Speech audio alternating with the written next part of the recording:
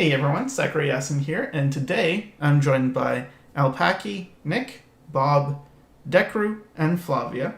We're going to be talking and drawing as usual. But first, also as usual, I'll go over the challenge. So the challenge for last week was to draw a character based on an object. So in this case, it was a candle. This is hexes. It was a candle. All right, are we in frame? Let's see. There we go. There we go. Candle.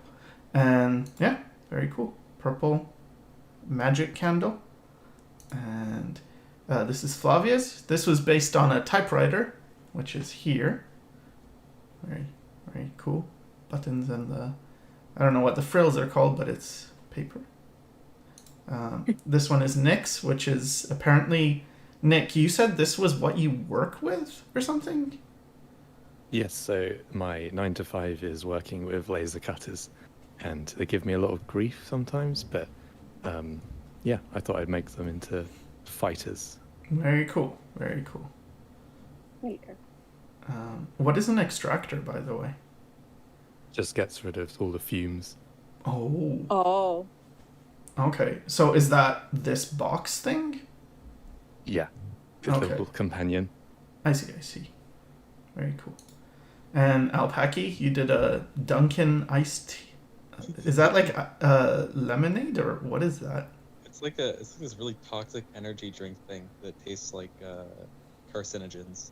Oh. I tried. Oh. Yeah. I like how you tried to capture the way I don't know what it's called, caustic reflections? Is that it? In the outfit. And then Squeebly Bop did this. This is Art Nouveau, right? Like this lamp style?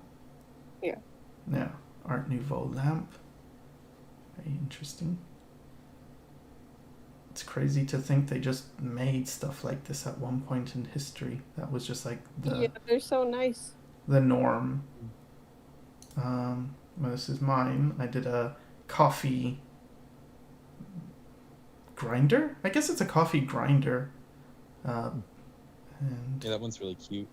this one is back to Yeah. Hexes. Okay, so back to drawing. And Dekru, I think you had a topic for us today. Yeah, so the topic is how important it is for you, as both as a observer and a maker of art, that art has a message and whether you relate to it. No, just real quick. I posted the link to the group Magma in the chat for anyone who's joining live. If you want to join with us or draw with us, there's that. Sorry. Okay, so back to the topic. So I guess you should start, Dekru. Is there anything you've experienced like that? Yeah, so this is something that I experienced pretty recently. So before this, I always thought, okay, like if there's a message, it's kind of cool. It makes it a little bit better. Didn't think too much about it. But I watched a movie, which was Shang-Chi, the Marvel movie. And it was the first movie I watched where the main character was living in a situation that was somewhat like very similar to mine, in the sense that the main character was like kids of a Chinese family that moved to America. For me, well, it wasn't America, it was for Chile, but it's kind of similar situation. And it really made me I don't know what I would say is the word, maybe like more emotional or more into the story, just because I saw things that were like, oh yeah, that totally happened to me. Like I was like related to the characters a lot more than anything else that I watched or experienced before, and it really like opened my eyes to, I guess, this sort of experience where it's like, wow, you know, like I could really get into this character because I saw so much of it being in like my own life, I guess. Have you had the experience where it's kind of the opposite, where you see a story and you think it's not really like how people act, or like, oh, this seems so fake, but then later you have an experience where it you feel those things and then suddenly it's very real to you?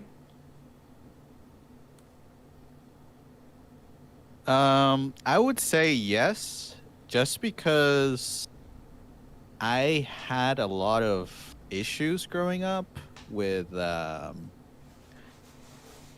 was just really not really like, I don't know what's the word, but I was very like, I had some issues when I was a kid, and suddenly from then on I was like really sort of like distancing myself from my own emotions. So there were a lot of stories that, you know, like it would be about like, oh, you know, this person was overcome by some sort of emotion and they couldn't control themselves or something like that. And I at first wouldn't really like think that's something that I would do, but I think after growing up a bit, like I definitely realized a lot of those things. And I guess another example about this is it's not related to emotions, but for example, when I like would, you know, in fantasy stories, or for example in like The Witcher, the game, when you like the main character in The Witcher, before preparing for battle, he like meditates for like the whole night or something like that. And when the first time I saw that, I was like, oh, okay, you know, that's cool. Like, it's kind of weird, but sure. But when I later on, I like actually experienced meditation myself. And specifically this one time I remember where I had like so many things going in my head, and like I couldn't focus on my work or doing anything like that. And then I was like, you know what? I'm just gonna try. Like I had learned a little bit of meditation before, so I was like, I'm gonna try doing a 20-minute meditation. And when I did it, and after that, I continued my work, and I was like, wow, this is crazy. Like I can focus so much better, and all the weird things like playing in my head before are like gone. So yeah, like those are some examples for that. What form of meditation did you do? Like, what does it look like?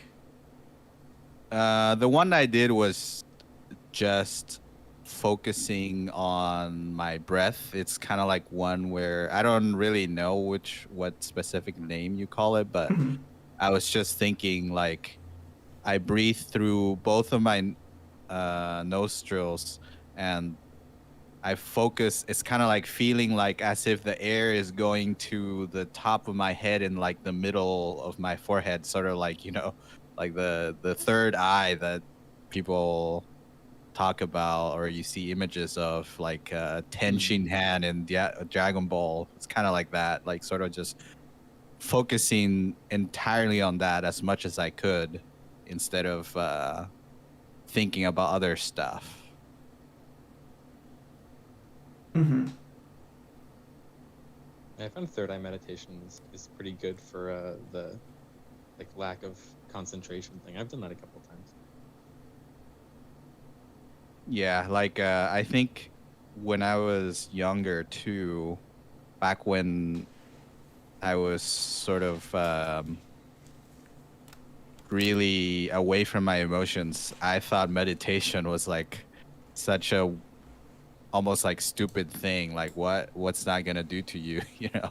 Like I just really wasn't aware of the fact that you will have certain like states of mind that will affect you, affect things that you do, and you can like yourself sort of move those states of mind a little bit with things like meditation. Mm-hmm. I think it's one of the most important things I've been learning recently is that like the majority of conflicts in the stuff that I'm dealing with or like trying to get through in the day or like a task that I have to do is just like internal conflicts, and more so than like trying to fight the conflict, it's just trying to get myself into like the mental state that will best fit the challenge that I'm dealing with. Stuff's pretty good.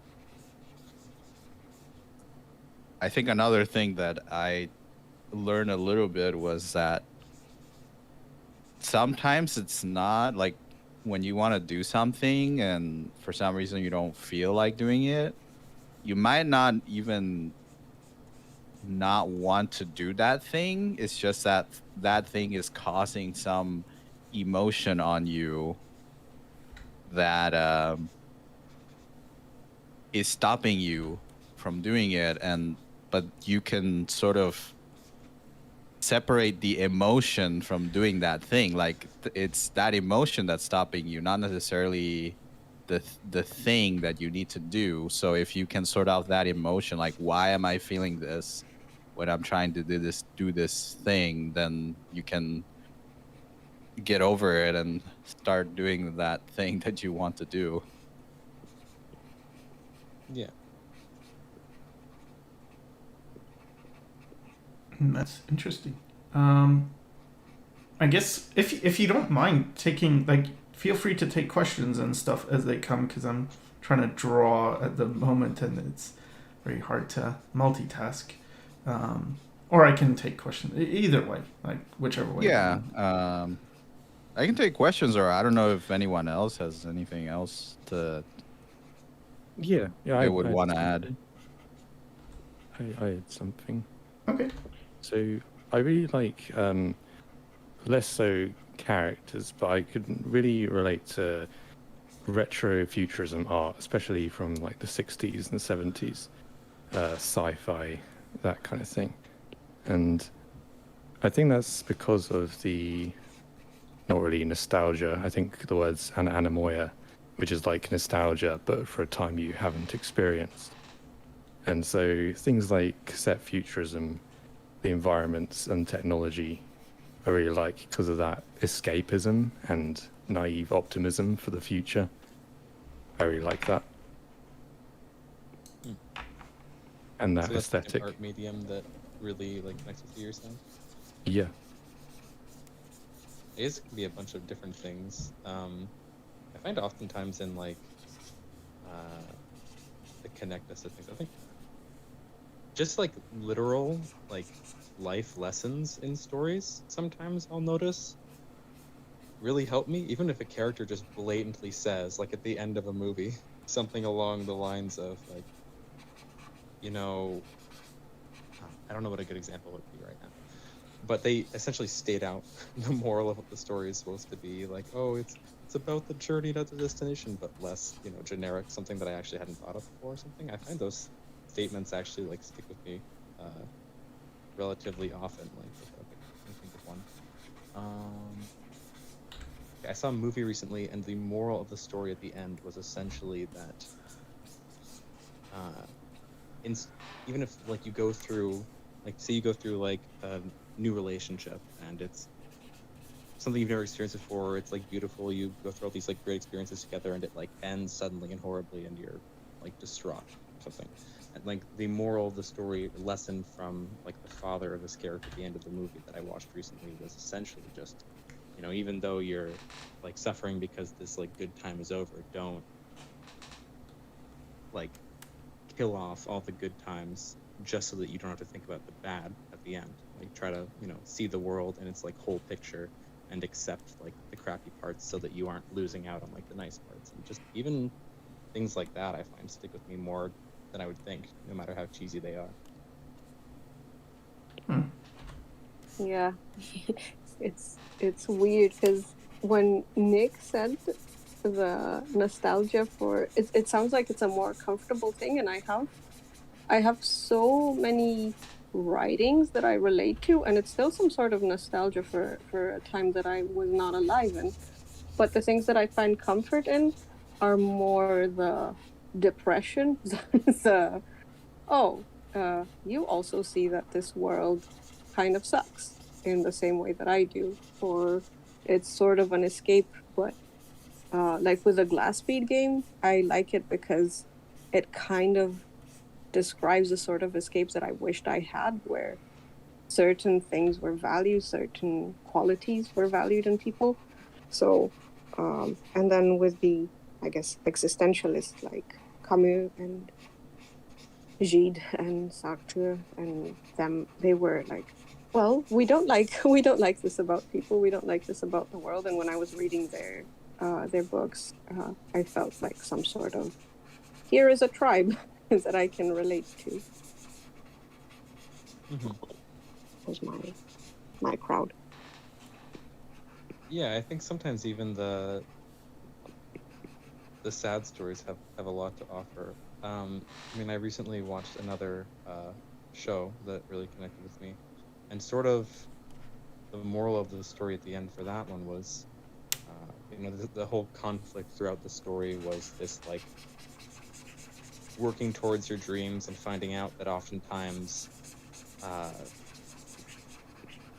just like going after what your heart wants might not actually lead to something that your heart is content with. Like, you might really want a certain career, or you might want a certain relationship, or something that you're like seeking. But in seeking those things so desperately, you might cause yourself more pain than if you were to allow your life to more naturally progress and like thought things out instead of just like because I think this is so taught to us, where we're kind of used to take on whatever society or television or whatever tells us that we want, and then, well, it takes you a long time to kind of wake up and see what you actually want. And the thing at the end of the story was that the character got, like, if you were to write it on paper, what the character got in the end is they got sort of what they wanted, but in like the worst way possible. They hurt people along the way. But then they just sort of had to accept that, their heart like wanted for something so strongly that they would never have been content living a normal life anyway. So it still works. Like, you can almost be content even in the shitty situation you've created for yourself, because it's kind of like what you asked for, and you probably wouldn't be, like, say you wanted to have a certain career. If you had just like settled and never chased that career, you'd probably live your life like unhappy, because your heart would want for that path. Say you wanted to be like a concept artist or something. You never did it. You may not be happy just working at whatever store you're working at in your local town or something, but maybe you do, in an alternate reality, you do get that concept art position, but it leads to, like, somehow through like weird events, you're constantly dealing with trouble in the company, or you're getting like laid off of jobs, and you can't support the people around you because maybe something goes wrong, and you don't have the finances. If you had just like worked somewhere, like, you're causing yourself all this despair, but still, you kind of just have to accept where you end up. Stuff like that. It's very complicated, but just having those kinds of morals injected in a story to where you can see them play out and then get like the wrap up at the end, versus just like having it told to you. Like, I never would have listened to that advice, right? Yeah. I think that's a lot of why stories are powerful, because if you kind of like point a finger at someone and tell them what to do, they're more likely not to do it, just because they don't, like, no one likes that, I think. No, some people I'm sure like that. But in general, like I imagine fewer people like to be told what to do, and so when you want to convey a message, if you use a story, it's sort of safer because you can have it where it's like, oh, it's not you. I don't mean you. Like, no. It's this guy that's really stubborn or leaves his socks on the floor. It's not you, but see, notice how like in this story he leaves the socks on the floor and then nobody likes him. And yeah, well, that's a life lesson. I love it. Yeah, you know, Yeah, I I was thinking. Oh, sorry. Go ahead. No, you go ahead. I've been talking. Oh, I was just gonna change the topic a little bit, but I was thinking about memes online. Like, why are memes so, like, I don't know, viral? I guess is probably because it's like a lot of people relate to them. Mm-hmm. Yeah, and they sort of build their own culture that like a joke isn't funny, but if you say the joke like 100 times and put a new spin on it every time, suddenly just by virtue of it being a callback to itself, like, oh god, you somehow put that like Among Us or something, right? It's like it's not really funny, just like, oh, this character looks like a thing from a game. But if you start applying it to everything and you really try your best to like, I don't know, oh look, the Star Trek logo kind of looks like that, but like the 800th time that it happens and it's like something really obscure, you can almost see like the humor in it. Well, isn't humor Yeah. about like subverting expectation? So if you have an expectation of this is supposed to happen, and then that's not what happens, that we experience that as funny. Mm-hmm. Yeah, I think they also work as a really big inside joke between a lot of people, sort of. Mm-hmm. Yeah, and I think because we don't, like when we talk to people online, we don't really share the same proximity culture from real life. It's a lot easier to, at least it's accessible. At least you can look up and figure out without much of a language barrier what are the social norms in Discord groups or online communities in general.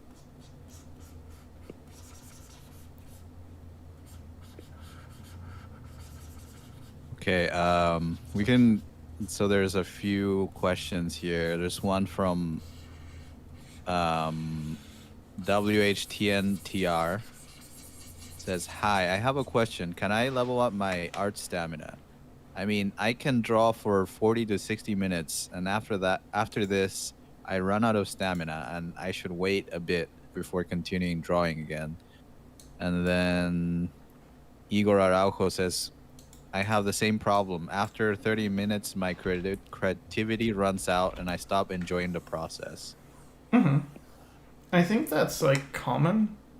I think we all have like, and can you improve it? I think by doing it, you get better at it over time. But I noticed for myself, it never really changed too much. Mine is 1.5 hours. If I do anything for longer than that, I start to sort of crash, stops being as good. So I think we all have these sort of amounts of time before things, it's not as smooth as it used to be.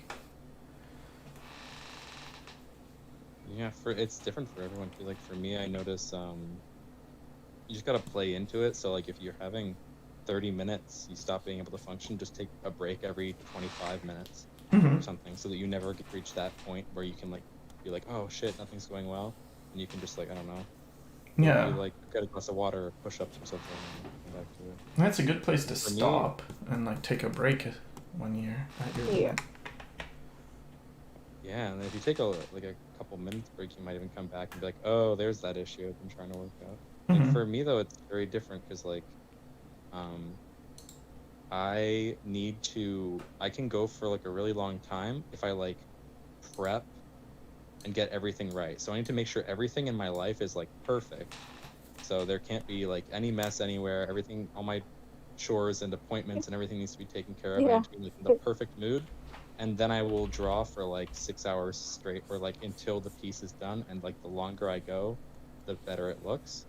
And I just like keep working harder and harder. But if I can't get into that flow state, I'll just be like producing nothing that whole time, or like I just can't make anything. I can't just hop on and draw something decent. So I need to like try to set a block of time in my day to like, I'm gonna draw for 6 hours in this point, and like I need to make sure my day is perfect before then so that I have the energy to do it. It's really weird. Yeah, I think you found a way to work with yourself, and it seems like what's wrong with that? Yeah. But just that, whatever your situation is, you can find like some way to maximize it, whatever. Yeah, I think our brains are probably looking for novelty all the time. So a lot of times you'll feel a lot more interested in something after not doing it for a bit. So yeah, I think that taking like small breaks is probably good strategy for that.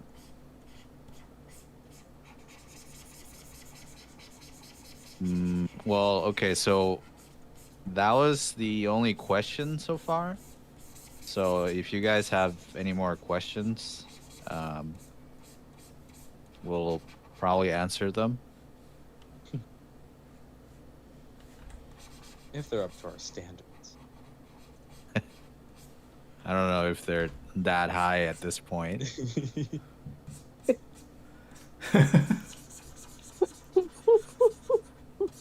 That's a good one. Okay, Igor Araujo says, question, is design something that takes a lot of creativity, or is it more about repetition and muscle memory? For example, designing synthetic bodies and creatures. I think that would be like that would be like research and like mental development and creativity and like problem solving and stuff. To like be like, oh, but it's really heavy, so its back leg on this like robo horse thing needs like extra strut here or something. Like that's when you like get the cool ideas. In my understanding. Yeah, I think research is part of creativity though as well. Like I feel like being creative is not necessarily just making something out of nothing, but often how you arrange those things. Like, oh, you have to create a synthetic thing. Okay, well, what already exists, which kind of is like that? And I don't know. I think it's why the exercise we did for the challenge was to draw an object and make it into a character. That's really often used in concept art as a way to generate ideas. Like you just find something, or you mix different animals together to get a creature, because the idea is that, well, these things already exist in the real world and people will relate to them on a certain level. So if you create those, then people can infer things. Like, oh, if you look at rhino, and you make that into a vehicle. Well, what is this vehicle if it's sort of based on a rhino? Well, it must be pretty strong and aggressive and sturdy. It's not going to like flip over really quick. You would get like certain things carry over, I guess.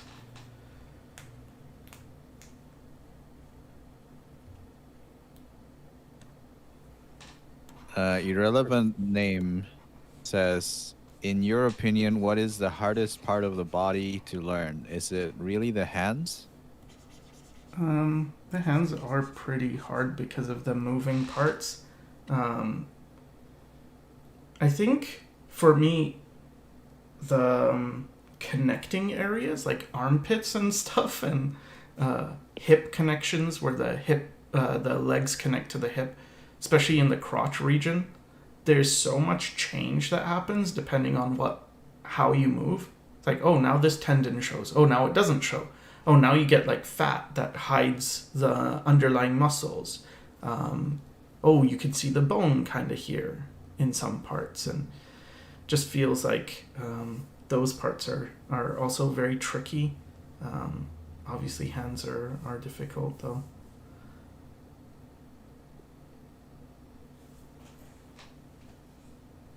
By the way, thank you guys for the questions. We got a bunch. Oh, cool. Just after I asked. So, D-Man says, question, what is the thing you hated drawing the most so far in your life? Babies. Babies? Yeah. Mm. I Do you remember guess that they're baby I hard. tried to draw? Oh my god. They're hard. Career ending. They're like squishy, and if you like add too much detail, they look creepy and like old and wrinkly. If you don't add enough detail, they look like just an amorphous blob and like cartoony. Mhm. Like the middle ground is so. If you make a person and like you define too much on their face, it's like, oh, that adult human just has like defined cheekbones. But if you like give a baby like one, because they have like wrinkles around their eyes, but like if you give them one too many, they look like creepy, etc. It's just there's no room for error, I feel like. Interesting. Yeah, there was a video that James Gurney did a while back where he was painting a baby, and then he was saying pretty much the same thing, like, "Oh no, oh no, oh no." Yeah, they're weird. It's like those medieval drawings where they have the old babies. Exactly. Those are okay. Not too bad. Those are okay to use. They're Purinesque. They are. Davey Carvalho says, baby's anatomy is like drawing a much lamer alien. Man, the people in this are so anti-baby. I know, like, I'm used to it from Bob and Flavia, who view babies as gremlins, I believe the word is. The technical term. I think this whole generation has like a declining birth rate, to be honest. So it might just be showing itself in the stream here. Imagine we get to the point where you just have like people just don't know what a baby looks like anymore because it's so rare for anyone to have kids, and then they give birth and like, what is that? Take it away! Oh my god! What is this thing? No.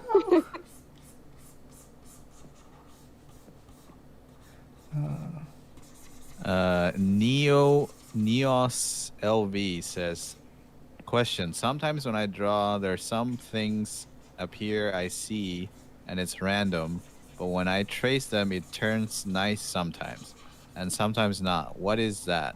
Does it happen to you guys too? What do you mean by weird? I see and it's random, but when I trace... Oh, that you don't understand. Is it that you don't understand what you're, like, when you're drawing, they look random, and when you're tracing, is that it? If that's so, that's a good reason for...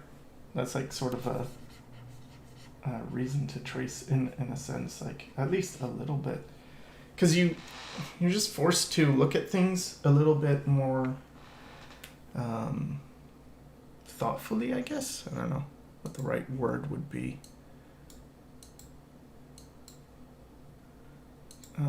Like you have to slow down, because I know when I do drawings, I tend to get in a mode of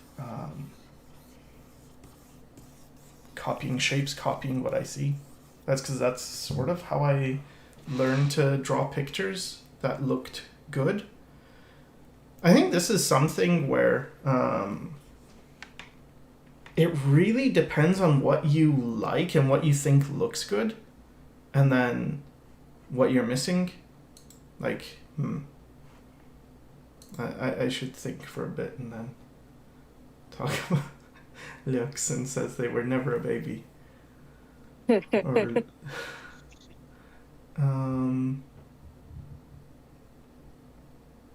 Okay, question from Paideia. Do you think art can have as strong an impact in the world for the positive as it has for the negative? Example being propaganda. Oh yeah, of course. It's just a tool, right? Any tool can be used for positives or negatives. You could use it as positive propaganda for like anti-global warming something, like, you know.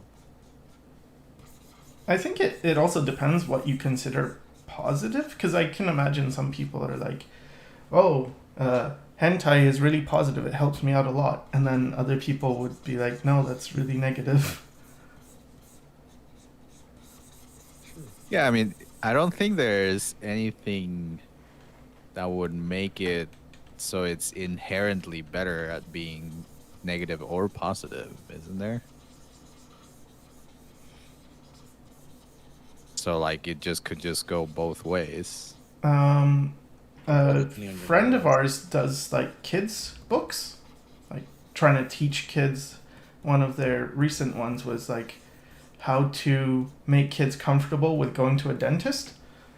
I guess that's kind of an example of positive propaganda. Like, you're doing art and making these characters and making them relatable so kids will be okay with them, and then they will be fine with going to the dentist in that case. Or what if there's some weird cult of people somewhere that like believe that intervening with like the natural order is like it's natural for your teeth to rot out, and to intervene that is to go against God or something. I mean, there is this cult, right? Like this isn't even speculation. There are these people, I believe. Oh, Star Trek fans. No. I knew he was going there. Can't even Okay, be we'll say anime fans. Can we all agree on that? It's not Beaver Wharf, it's a Marmot Wharf, but yes. Yes, Broodbod. You are close. Yeah, I think the whole propaganda thing is just usually there's a lot more money thrown into the negative part versus the positive art, or part. So you might see more of the negative propaganda art pieces. Yeah. Yeah, so Kwase says, any tips on telling a story or creating a narrative with character design? Yes. Figure out what your character is, like, what is... So the easiest one is usually, and the one most places fall back on, is like, are they a triangle character, a circle character, or a square boxy character? So like, squares are more stable, but a little boring. Triangles are dynamic, but sort of unpredictable, dangerous, often used for villains. Circles are comfortable, round, non-threatening, cute. So it's like the first layer of things is usually that. Then there's a consideration of symmetry versus asymmetry. So if the design is symmetrical, usually it means the character is more orderly, more stable. If the character's asymmetrical, they're usually more conflicted mentally.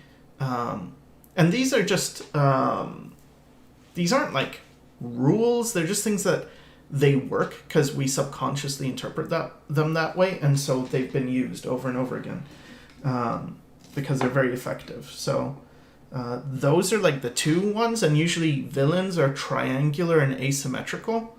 In a lot of things, you can see those shapes, that they will have asymmetrical elements, meaning they are chaotic, and they will have lots of triangle shapes, meaning they're dangerous. So it's like danger plus chaos. And yeah, so those are two. Then you go through tropes, and you can either work with tropes or against tropes. I think tropes are useful. Like sometimes people don't they kind of want to be more original, so they avoid tropes, but sometimes that works against you because if you avoid tropes, it's harder to subvert them. So what I mean by that is if you understand your images are going to be portrayed in a very generic way, then if you subvert, like if like all the characters are pretty much cliches, but there's one character who's not a cliche, that character seems more different because they're surrounded by cliches. So it becomes like contrast. Whereas if everything is subverting expectations, you just end up with like, meh, it's just hard to relate. It's just, I don't know what this world is. Oh, you have the strongest character and they happen to be inhabiting like this little kid body.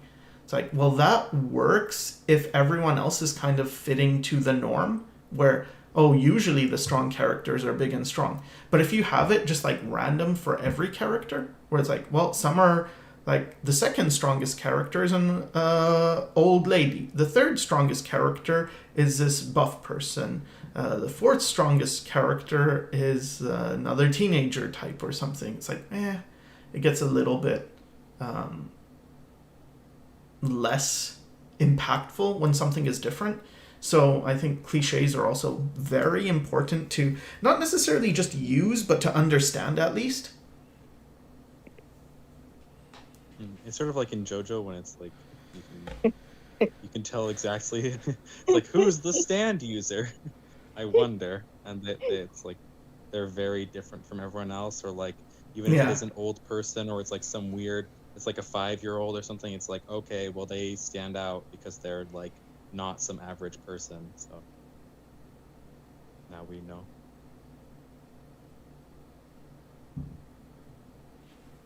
Seneca 5050 says, whatever happened to Space Waitress K? Oh, I'm still doing Space Waitress K. It's I should talk about timeline. So you think a thing will take you a certain amount of time and then it doesn't, and I feel like sticking to arbitrary timelines can be counterproductive. So it can be that you make this rule for yourself of I'm going to be done by this time, and then it just doesn't pan out that way. And I think it's better to do things when like until they're ready. Don't worry about time. So I applied that with K. Like, okay, I'm just going to put it out when it's ready to be put out. And if I'm not happy with it, I won't just put it out for the sake of like, oh, but it needs to be put out because people will wonder, what's going on with that. It's like, nah, because that's at the expense of the thing itself. So it's still going, but you probably won't see it for a while. I don't expect it to be done anytime. And by done, I don't even mean like, oh, I finished the whole comic. I mean like, I finished one episode. Because at first I was afraid that, is it just that I'm one of those people who can't finish things? I was really worried about this actually for a long time. Like, am I just these, you talk about stuff, but you never get it done? And then we did like 16 episodes, and then it was like, no, you don't have to worry about that. You're that type of person that never gets anything done, and that let me be a little more calm and take my time. Yeah. Sorry for the long-winded response.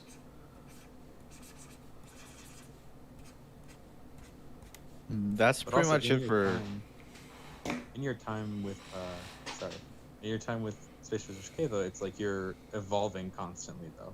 Mm-hmm. Like it's because you're trying to Yeah. improve it, and like, you're sort of actively working on it, even though there isn't stuff coming out for the public. It's, I think, a key thing to mention. Yes. I'm not just sitting on it. And it's gotten, like, the thing with stories is if you constantly work on them, one could argue that, oh, you're being a perfectionist, and it's never going to get done, so why not just start? Well, yeah, I am starting on it, but the reason I wouldn't just feel compelled to post it is because so many ideas get way better. And if you have this thing where you experience it where you have like an idea and it's an okay idea or it's a pretty good idea.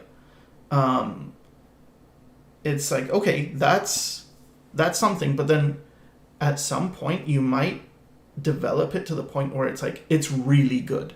And then once you have that, it's very addictive. Like when you realize like, oh, I can make something really, really good. It's not just okay or oh, this is generic or anything like that. So yeah, that's what I would also say is part of the fun of creation, is getting to those moments where it's sort of beyond ordinary.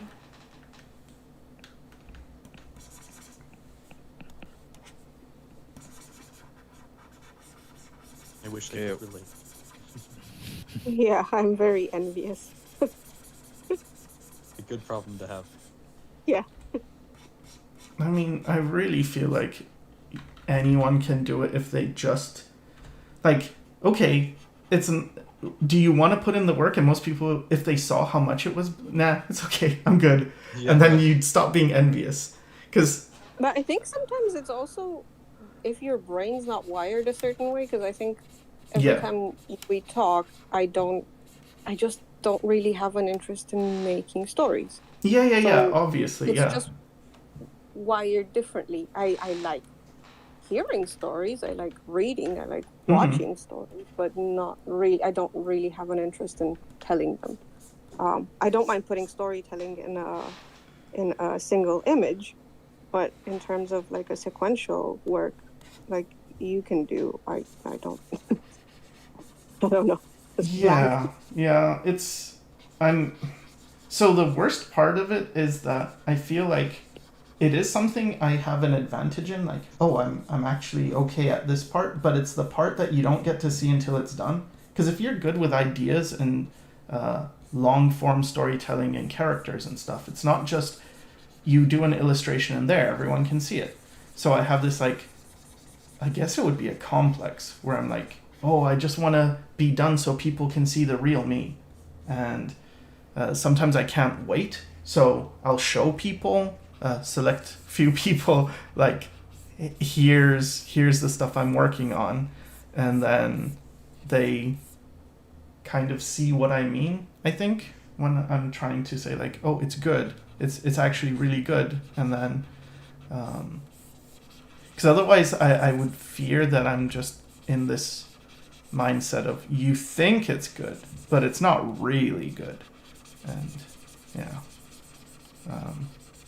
drawing is not my forte yet. It's what I'm most known for. So I don't know, but that's all ego. That's just me wanting to be acknowledged.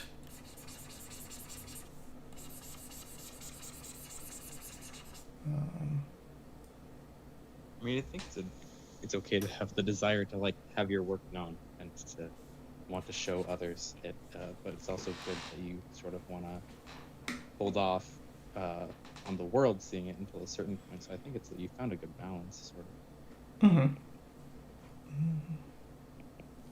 Okay. Any other questions? There's a comment from Broodbod saying, I've been subscribed for a while because I've gotten more interested in art and I want to get better, but I've been putting it off until I saw this stream's thumbnail and I recognized the TNG bridge.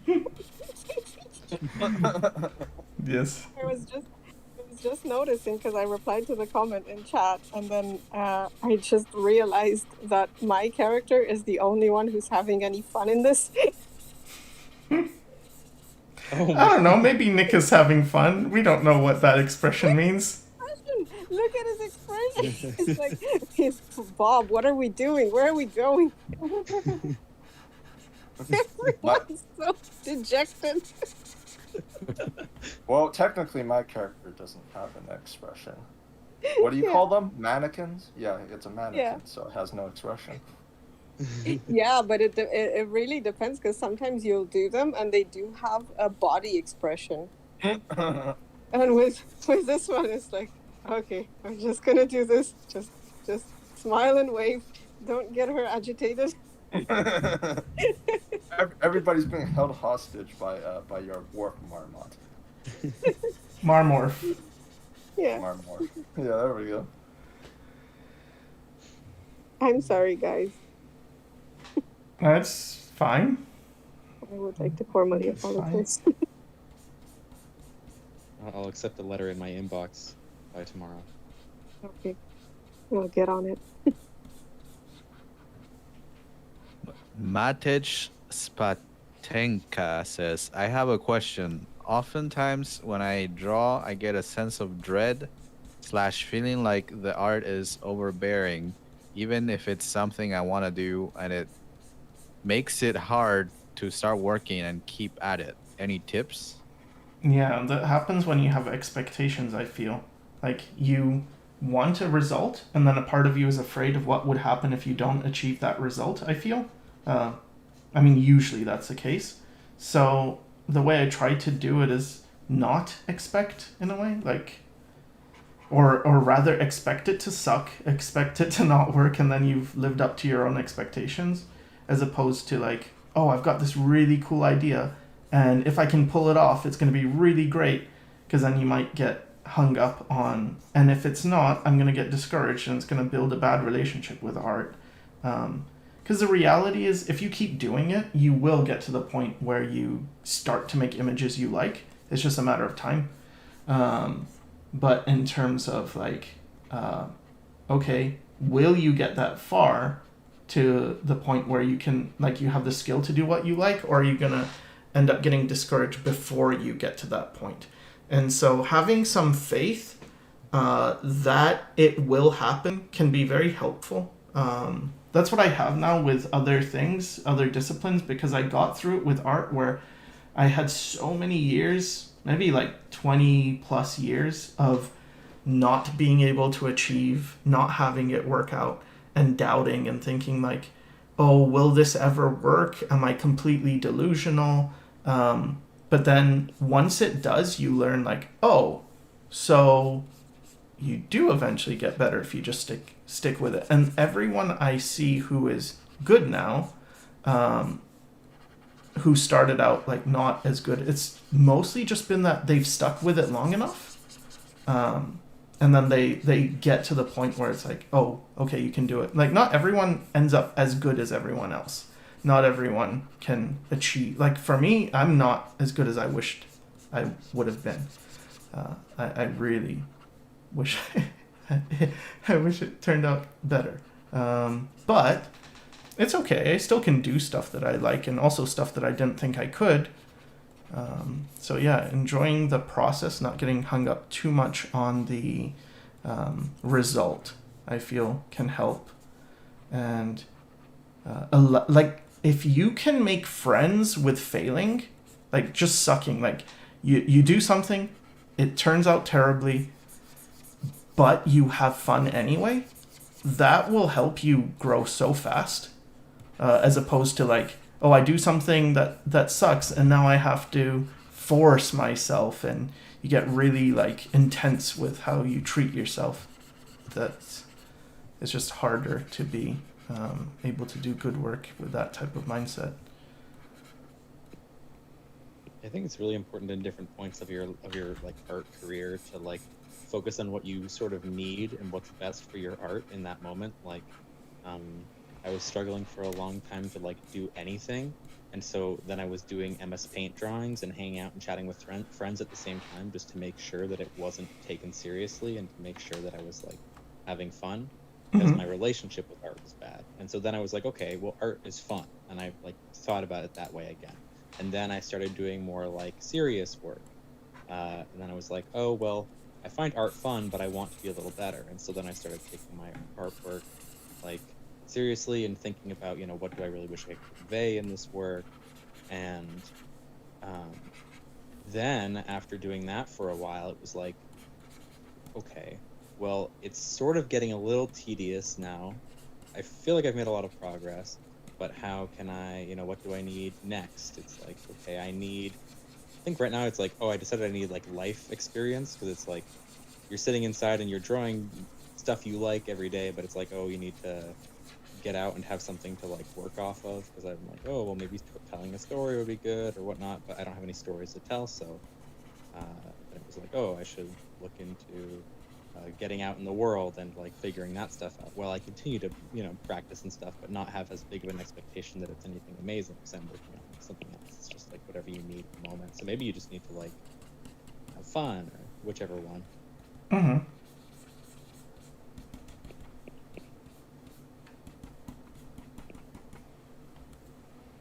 Yeah, I think it's important to consume media to work out what you like and what you don't, and just have an opinion on things.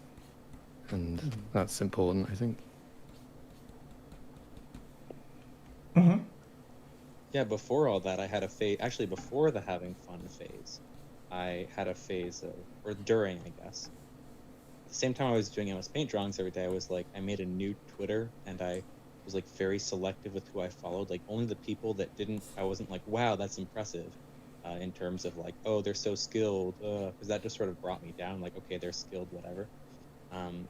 But then I started following artists who I was like, I would feel, if I felt like inspiration to like make my own work by looking at them, then I would follow them.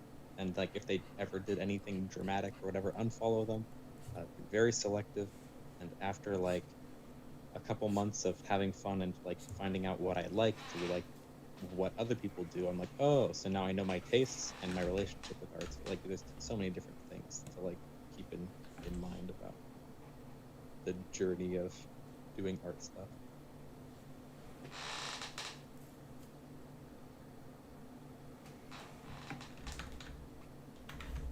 I wonder what you guys think about sort of like having a sense of progression in art.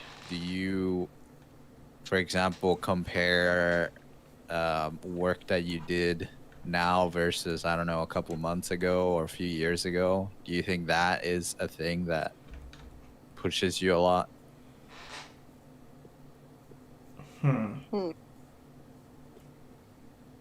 I have a really hard time with it. I have a really hard time with judging anything in terms of my progression, so just ask, hey, is this better? I don't think it's better. Okay, yeah, I was just wondering because I feel like sometimes it's like if you would have something like that, like instant feedback for like, I'm not saying it's something that's possible, but say like if you had like feedback immediately from your art that is correct, let's just suppose that every time you do a piece of work, you're doing slightly better than the last one. Like if it gave you like an RPG number, like this is a level 10 artwork, and this one has like an item level of like 15 or something. Yeah, I was thinking something like that would like help a lot, but I don't think that's like necessarily possible, and maybe why it's so hard sometimes. I feel like that would get discouraging, because it's like, what would the item rating system be on if it's like how much? Because there are different things you can like to have a successful piece. You can be like, yesterday I made a piece I didn't really like, because they were like I didn't like the way I did the face, I didn't like it the way I did whatever. But I was like, oh, but the graphical elements are really cool, and I talked to a bunch of people, and I was able to hold a conversation while doing it, so it's not going to be as great. And like maybe if there was a thing that had like all those conditions, but if it's just like, oh, this is like if you took it to an art critic, this would be a level 5 piece, and it's like, okay, then I would just be like dejected after creating it. But you need sort of nuance, I feel like, right? Yeah, I mean that's why I think it's pretty impossible to have something like that. There's just so many variables. Thinking about that thing though, like thinking about, oh well, like the things I just said, like, oh, it has good graphical elements. Oh, I like the colors or something. Just like you can reflect on your own piece, like what I like, what I don't like, feel good or bad about different parts of it. Yeah, I think that's so important to actually judge yourself by your own values. Because I did this a lot where I would, if I got told like a critique of something in my work, I would feel like, okay, that's something I should work on. Like, oh, your backgrounds aren't very good. It's like, okay, that's something I should work on. But I think that's not really that helpful, because I started to think about it a little bit differently, where I tried to think about, okay, if I was just the viewer and I was looking at my piece, how would I feel? So would I feel like, yeah, too bad you because I'm very focused on like expressions and character and stuff. So would I judge someone else's work if it wasn't my work and I saw it? Would I be like, oh, you should, like, damn, I wish you had done the background better? Or would I be just like, oh, I liked what is there, and that's it. That's as far as it goes. I don't need to think about the elements that I'm not really interested in. And that really can help, I feel, to get out of, like, to make art for yourself and not just for, not to make bulletproof art. That's, I guess, what I want to, maybe that's a way of phrasing it, where the art is, no one can, that's used to be what I would kind of think of. Like, I just didn't want to be criticized for it. I didn't want people to find fault in it. I thought if they could find fault in it, it meant the piece was bad, like I had done a bad job. So I tried to make this kind of like bulletproof stuff, and it never worked, because the pieces people would respond to were never the pieces that were like bulletproof, so to speak. They were always the pieces that I just had more fun on, that I cared more about. So, yeah. Yeah, I find that too. That like, if I get in the zone and have an idea for something, and I really like, I'm like, oh my god, I have this fantastic idea, I have this vision in my head, and then I get into like a real flow state and like execute it well. Even if just like comes down to how much fun I had, and people be like, oh my god, this is the best piece you ever made or something. Mm-hmm. Even if I'm like, this is the laziest, like this, I didn't render anything very well. But people can tell if you're like enjoying it, have an idea, have like some level of passion in stuff, versus if you're like forcing yourself to make something. Most of the time people are just like, oh, neat, I guess. Mm-hmm.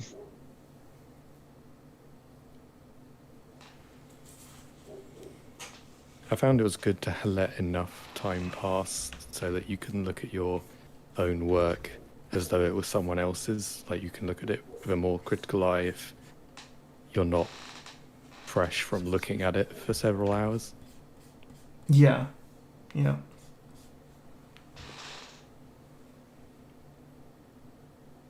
And like, judge yourself based on real stuff. Oh, sorry. Go ahead. Yeah, I just think your perception of your own work is quite warped at the beginning, and then enough time passes and you can be a bit more realistic with it. Mm-hmm.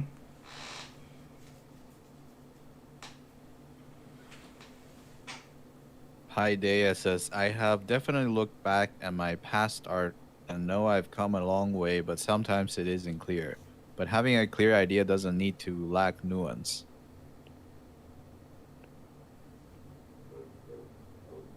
Can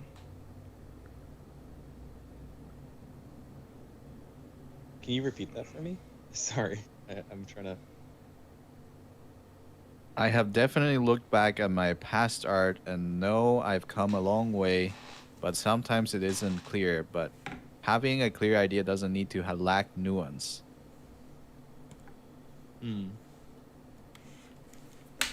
Yeah, I think if you have a clear driving idea, you don't necessarily have to forego the like good details or subtext or nuance. I think that's true.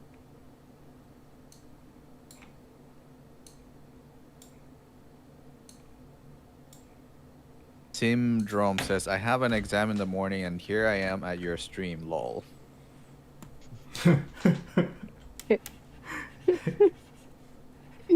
Well, sometimes it's like you might be at the stream, but if the stream wasn't on, maybe you just find something else to procrastinate on. So I'm glad you procrastinated this way, I guess.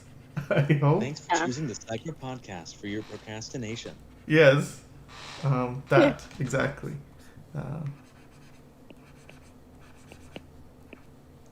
Hopefully it's like you're gonna do an exam on like the philosophies and psychoanalysis of art people. It might be useful then. Yeah. What people rambling for an hour and a half looks like, where they go. What's wrong with them? Who knows? What made them this way? Why are you like this? Yeah.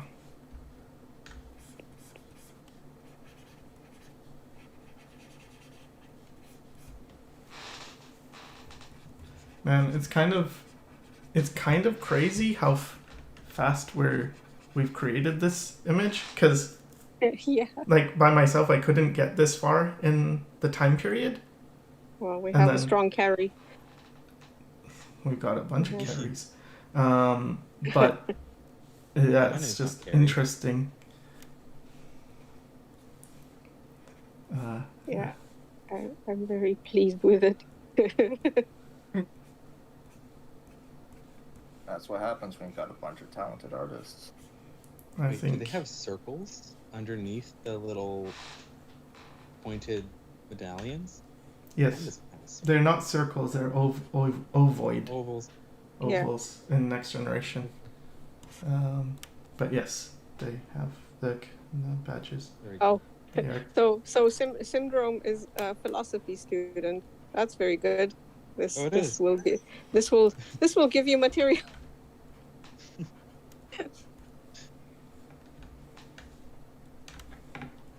Broodbod says, do any of you draw as a job/side hustle or consider drawing for money? oh yeah, I draw for money all the time. That's my Yeah, job. I have sometimes. But it's not my side hustle. It's just the main hustle. So I don't know. The hustle. It's like Sycra grind stuff. I only have one skill, so okay, I guess that's it. Guess it's like if you're really physically strong, you could do like a laborer position pretty easily, because you're strong.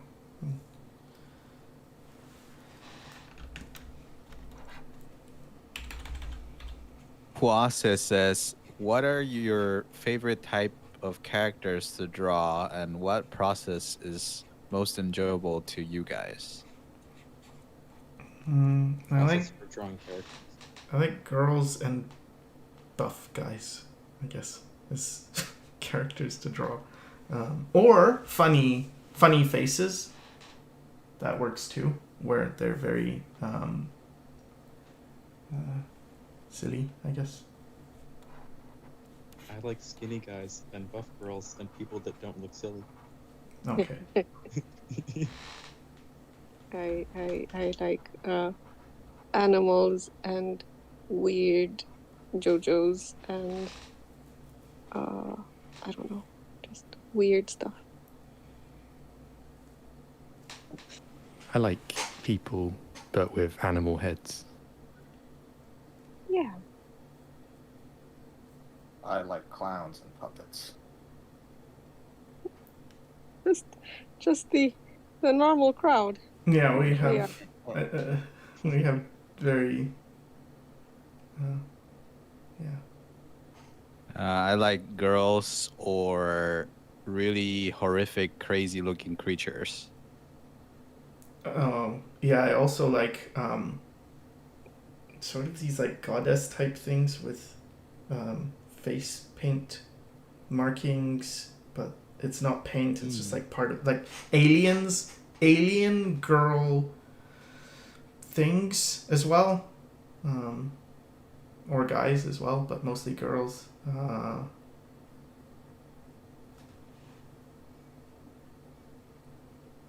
How about you, chat? What do you like? What do you like drawing? Yeah. What's your thing? I guess it might be fun to read later what everyone's into.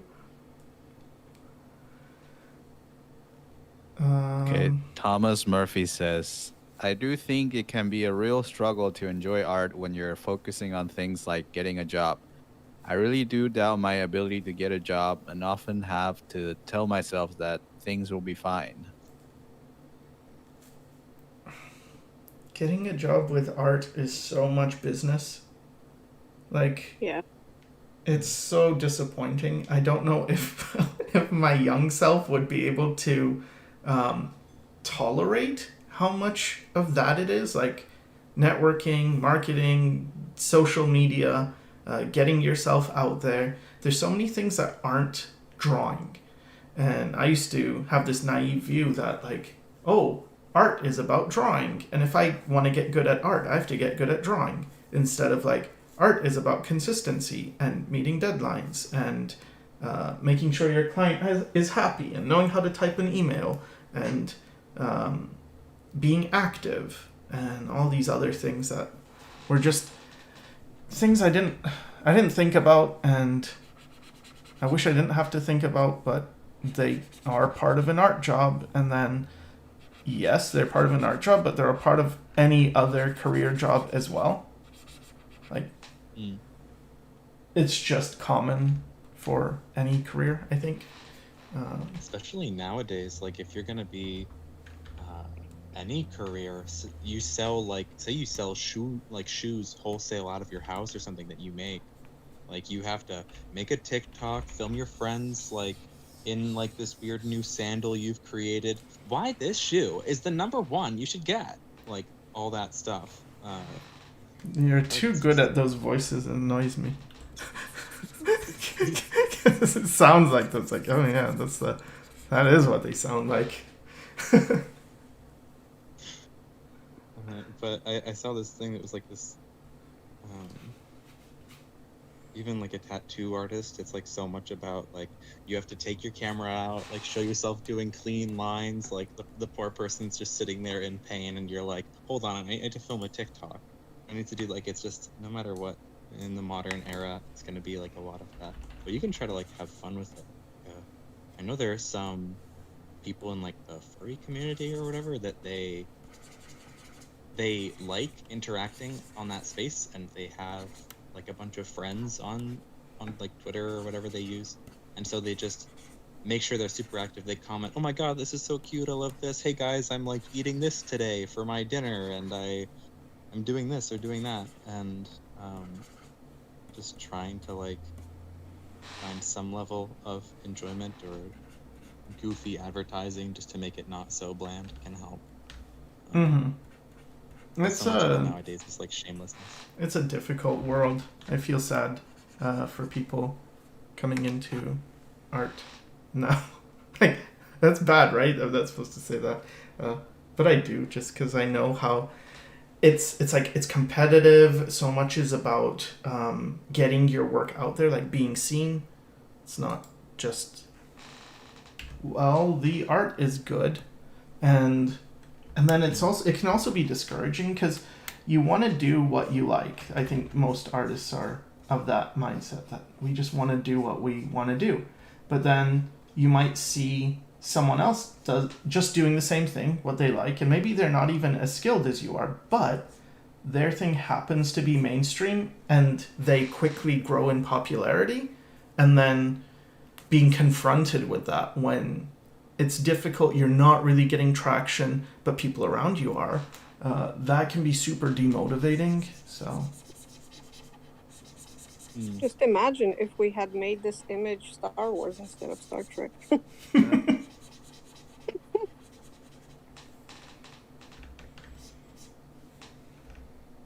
Next one, we're gonna all be Genshin characters. Yeah. Have our own we've element. already done this, haven't we, with the Dea one? But we just did that. We didn't have weren't our doing team. our characters as Genshin characters.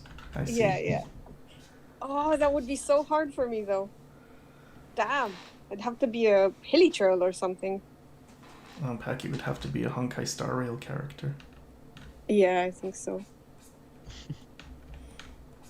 It would just be a Honkai Star Rail drawing where we have, like, a team, and the team is, like, all of us, and then Bob would draw a bunch of, like, really cool monsters that we would have to fight. and it'd be like in the team battle screen. It'd be fantastic. This is actually sounding like a good idea now. Yeah, I think so. Congrats, you made the next idea up, Hacky. Oh no.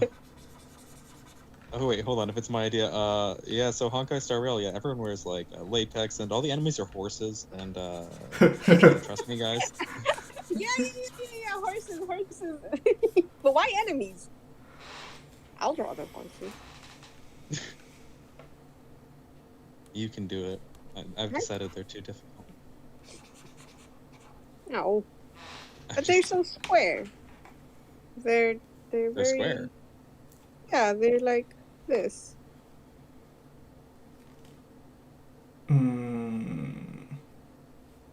Hey. Swagger asks, can my Those are little sort of doxy trying. join one of these future streams? Yeah, of course. If he ever wants to, he's welcome. I don't know. Like, you can ask him. I don't talk to him. I don't know. Matei, S with a squiggle on top. Spatinka? Not sure. S. I love drawing beefy bearded dudes in their 50s and painting environments. That is like, Yes. who does that? Neskane? Is that the guy who also? Yeah, I think Neskane, and there's a couple more because Silverjow also does. He has his older buff characters. Mm. Oh. Yeah, it's good.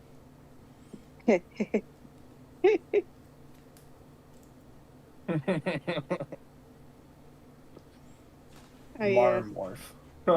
Yeah, I also tried to draw a big beefy dude in his 50s from a photo pack, and then he turned into marmots. I think I drew him a few times as human, and then he just became marmots. Nub Nub likes Wait, drawing one cute more? girls and boys. Yeah, there were. She just made him into every pose was him as a marmot, but in the same pose. What else do we have?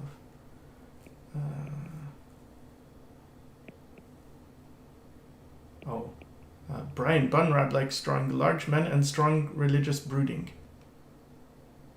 Ooh. Is that right, Brian? Doesn't Brian do bunnies? No, he doesn't just do bunnies. What are you talking about? Okay, I don't know. Brian, for those of you who don't know, Brian is a regular on the Patreon Discord, so we get to see him draw quite a bit. We're not just yelling at random people in chat.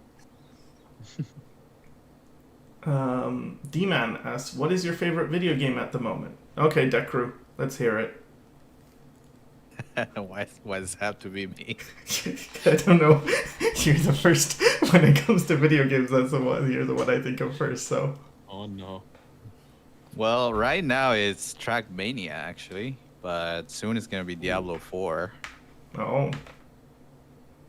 It's interesting. I was asking this question, the thing about getting a score or whatever for your art, and I was thinking about Trackmania because this game has me so like obsessed because it's like so you're driving a car, like all the cars are the same. It's all about the tracks, and all the tracks. There's like the game is like super deep and has a lot of tricks you could do. So you could always improve your times on your track, or almost always. Like you could spend like there's people who spend like more than 800 hours in a single track just to get the world record or whatever. And I was thinking like how interesting it was that every time I did a track in that game, it's a lot of things could happen. And I can learn new things so that my next runs are better. I could get lucky in this run and get a better new time, or other things could happen. Like just so many things. It's kind of like I kind of got the same thing like from when I was playing like League of Legends, I think, where every game is like a new possibility where you could get a lot of things. Like you could get a lot of cool things. And I was thinking, Wow, if I had something like this for art or almost like anything, like I would be so good at those things. Just Yes. have this sort of instant like feedback for your improvement. Yep. I feel like the same way. Like turning, like gamifying art concepts, so it just becomes more fun, and then Yeah.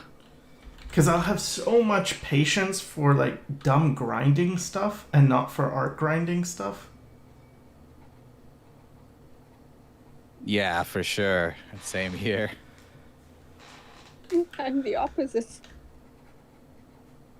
I have no patience for grinding, or very, very little. And with art stuff, I have more. But I think if I had to... Oh, go ahead. Oh, sorry, go ahead. No, I was just going to say that I think if I had to gamify art, I think it would get a lot worse for me, and I probably couldn't do it. Mm-hmm. I was just going to say, Paiday says, I used to really love drawing anatomy drawings, but now I'm more into historical armor or coming up with my own functional / realistic armor. That's cool. It's always cool when someone finds like a niche. I feel like it's the you've made it part of art where like, and it's weird because it's also the thing most people who draw niches and are like more, they care about what others think more, because they're the people who just draw and they don't care what anyone thinks, and those are great, but they often avoid showing people their niche. But the niche thing is the one that when they finally start doing it, everyone is like most happy to see that art.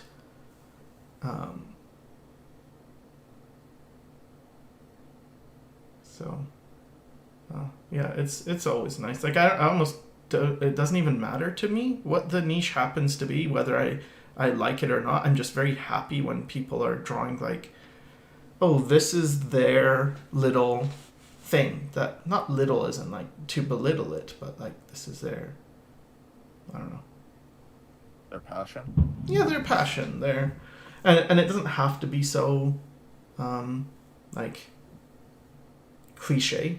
I mean, it could be. It could just be like, I like, my whole art is just about drawing, I don't know, blue elves or something. It's like, that's all I do. It's all I want to do. But I still find there's something really nice about that.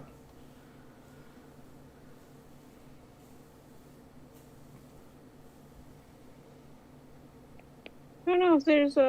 There's a line on my war, and I don't know where it came from. Oh, if it's a straight line, it's usually me. Hold on. Oh, yeah, it's gone.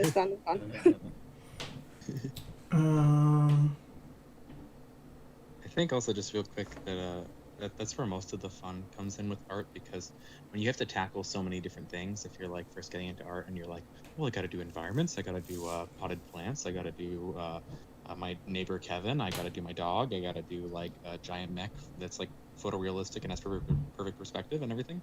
It's like, and then none of them are that interesting, because it's like, well, you did it because you felt like you had to, or like because you want to diversify, or you aren't super passionate, but also you haven't iterated enough on it to like get a super cool result. But if you just draw, you find some one thing you like and you like draw it every day, you're gonna draw it like really well after a while, and like make some really interesting pieces and like learn a lot about Yeah, you get to be like the best in your niche. Mm. Because you're the only one doing it. And you get to establish the trend. Yeah, it's cool. I think it's like the fastest way to improve as well, because you have fewer things to deal with if you're always kind of tackling the same problems, but you get, instead of going broad, you go deep. So I may not know a lot about everything, but I know so much about staplers because I'm the guy who draws staplers, and I know all the different types of stapler there are. Before you know it, it starts like interacting with other things. Like if you know every stapler brand and you know exactly how they work and like in 3D and with every like form and stuff, you can be like, oh, the trapezius is just like that 3 like if like that 6-point staple gun. It's like Mhm. the exact same shape, and then you like draw it as that, and it works. Like it just works out. Yeah. And if anyone thinks of anything related to staplers, because it's so niche, you just come to mind. It's like, oh, I need to staple these documents. Oh, remember that guy that all he does is draw like staplers, but like there's characters and oh yeah, whatever happened to that guy? I don't know. We should check his artwork. What are you talking about? There's a guy who just draws staplers. Yeah, you got to see it. All he does is staplers. Like he did this really sexy stapler, and it's like, what do you mean a sexy stapler? And it's like, no, you got to see it. It's actually extremely cool. And then it's just, it's kind of like a good business strategy in some ways. Like I can see how it could be a bad business decision. Staplers, that is so 2019. At least for a while, it could totally work though, because it's like a trend. People think it's funny, and they're like, "What is this person gonna do next?" And they follow you because they're like, "Okay, where is this going?" And then before you know it, there's a trend like, "Oh, commission your waifu as a stapler." But what isn't brand that a of stapler thing? would it be? Like, That's is a it? thing, though, right? I think I might have I know seen there's it. boats. I know there's waifu boats. I don't know about waifu staplers, but There's airplanes. the coolest Yeah, thing for me though would be if in like okay, so that was like the stapler fad. It goes away, but then you find like 15 years later they're still doing staplers. Like nobody cares. Nobody's like they're all past it, but it's like no, that actually was their thing. And then I don't know, I find something so cool about that idea of like, oh, you're not moved by social pressures or the memes or something.